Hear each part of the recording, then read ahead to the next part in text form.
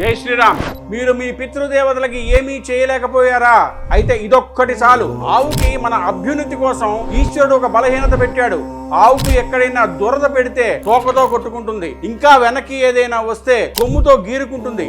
కానీ కంటి కింద గాని గంగడోలు కానీ దురద పెడితే కోక్కోవడానికి ఆధారం లేదు, కాబట్టి అది బాధపడుతుంది. పితృదేవతలు ఎదురు చూస్తూ ఉంటారట, ఎవరైనా గరుకు స్తంభం వేసేవాడు ఉన్నాడా అని. ఆ గరుకు స్తంభం వేస్తే ఆవు ఏం చేస్తుందంటే కంటి కింద దురద పెడితే కంటిని ఎంతవరకు గోక్కోవాలో అంతవరకే గోక్కుంటుంది. గంగడోలు దురద పెడితే గంగడోలు దానికేసి రుద్దుతుంది. అలా ఆవు గరుకు స్తంభాన్ని రుద్దినప్పుడు దాని వెంట్రుకలు రాలి కింద పడిపోతాయి. పితృదేవతలు ఎదురు చూస్తూ ఉంటారట, అలా వెంట్రుకలు కానీ కింద పడ్డాయా ఉత్తర క్షణంలో ఆ గరుకు స్తంభం వేసినటువంటి వాడి యొక్క 7 తరాల వాళ్ళని నరకలోకం నుంచి స్వర్గలోకంలోకి ఉత్తీర్ణుల్ని చేస్తారు అని వేదం చెప్తోంది. ఒక గోవు నుండి అంతటి అభ్యున్నతి ఉంది.